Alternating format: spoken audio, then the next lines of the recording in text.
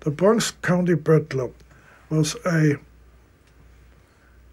informal gathering of about 7 young, originally teenage, later in their early 20s, ornithologists, bird watchers, who none of them was an academic, but they were having a wonderful time and they loved to get together, and it was called the Bronx County Bird Club because one of the statutes said you couldn't become a member until you were born, unless you were born in the Bronx.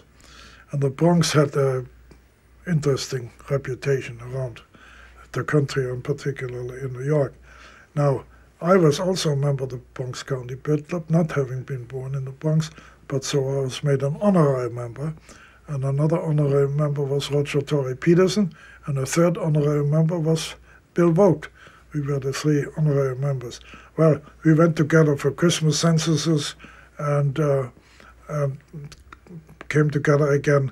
It was just a somewhat rowdy group of youngsters who were having a wonderful time.